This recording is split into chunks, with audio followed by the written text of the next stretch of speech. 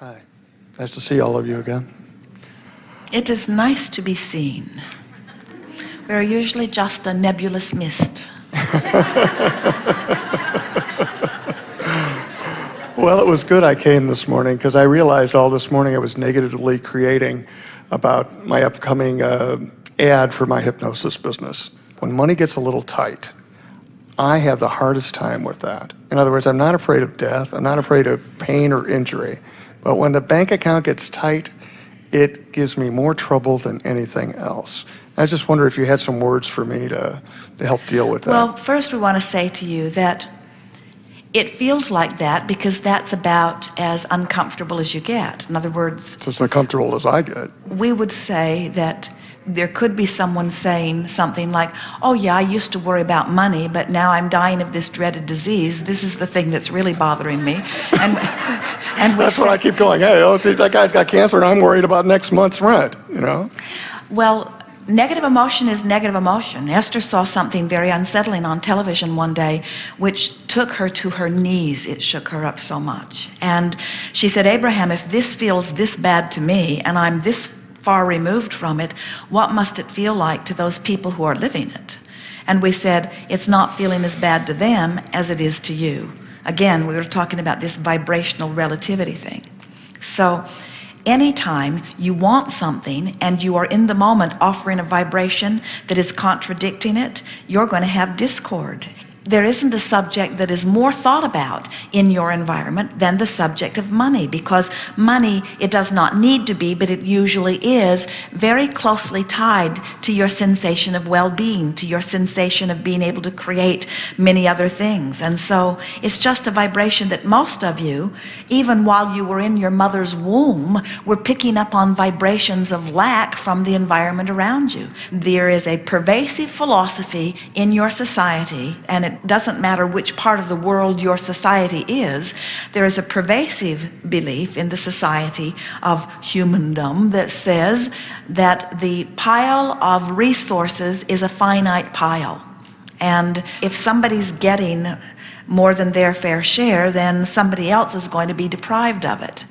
We want you to know that in your vibrational future is more abundance than you have time to spend in this and 100 lifetimes.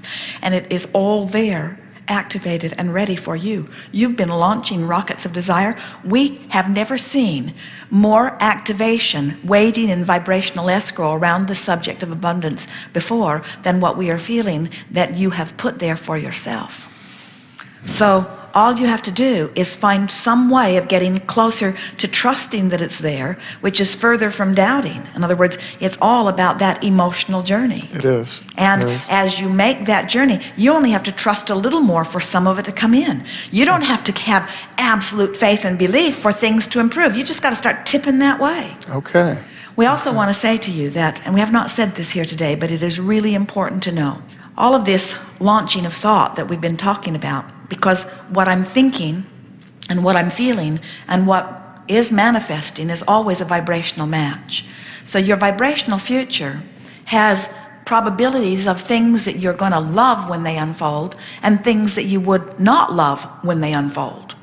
In other words, as you've been beating the drum of different things, you've launched different things into your vibrational future.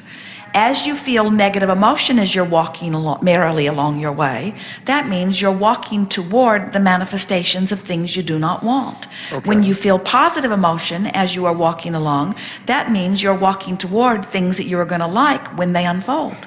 99% of every creation is complete. So when something not wanted happened and you say, where did that come from? That just came out of the blue. We say, hardly.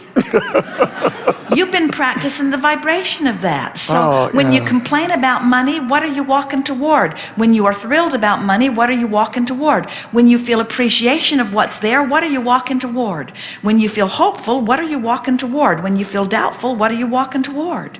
When you feel free, what are you walking toward? When you feel uncomfortable that somebody is charging too much for something, what are you walking toward? When you feel appreciative that you can get it at any price, what are you walking toward? toward? When you appreciate the $4 strawberry, what are you walking toward? When you condemn the $4 strawberry, what are you walking toward? In other words, so many things are tied to your vibrational proclivity relative to this. And there is an abundance lined up outside your door that's just going to knock you over, except by the time you get there, it won't knock you over because it will feel like the next logical step.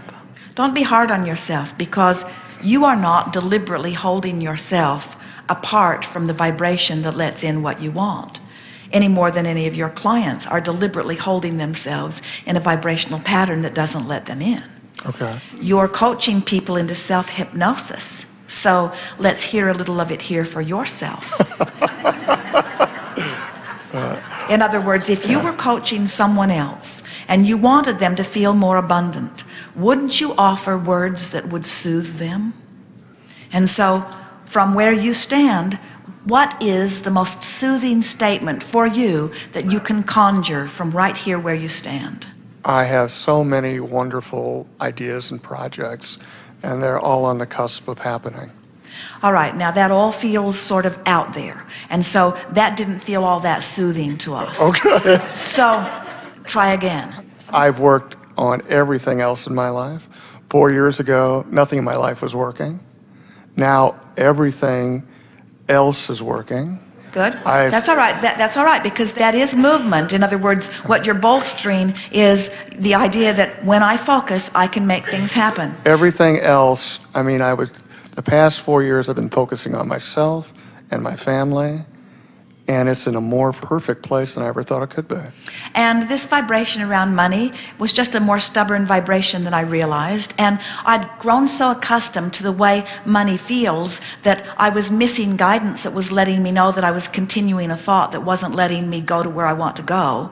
And now I realize that my thought around money and the way money feels has been in a deeper, darker vibration than I have been willing to own up to. Because I am a teacher, and as a teacher, I want to be able to express success. And so I haven't even wanted to admit the powerlessness that I've been feeling around money. And yet, until I acknowledge the powerlessness that I've been feeling around it, then I can't move into another place. And so I'm going to see if I can't get some movement around this.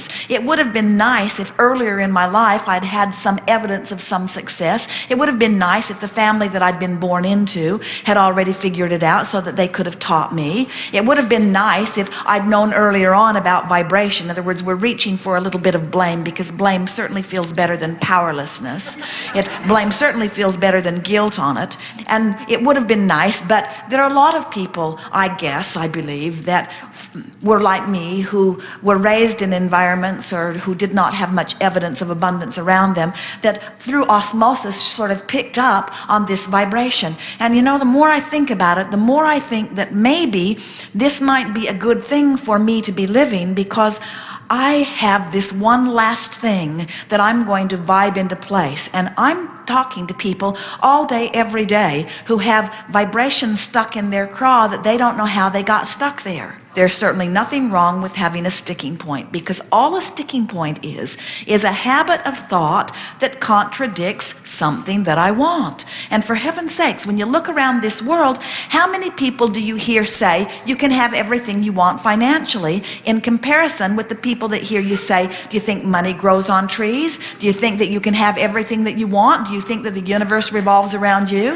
In other words, most people who surround me, we're speaking for you, stand in places where they believe utterly in the shortage of money, so much so that they've developed patterns of rage around people who have money. Jerry and Esther, as they drive around in this magnificently and extraordinarily expensive monster bus, they are delighted to see how many people pass them giving thumbs up, how many people are giving them the high five sign, how many people are expressing their appreciation for this magnificent thing that they have. And Jerry says, I think it is because across the back of it we have written, life is supposed to be fun. In other words, it lets people know that the idea of feeling good and the idea of having fun and the idea of prosperity all sync up one with another. In other words, you've got to make peace with the idea of prosperity. And we think that you're like so many people. We don't think you have. We think that you are born into a culture, and most people are, where you've decided that those people who are really abundant are on the wrong side of the chart. You know how many people come to gatherings like this? And for years they wanted to debate the issue of spirituality versus materialism.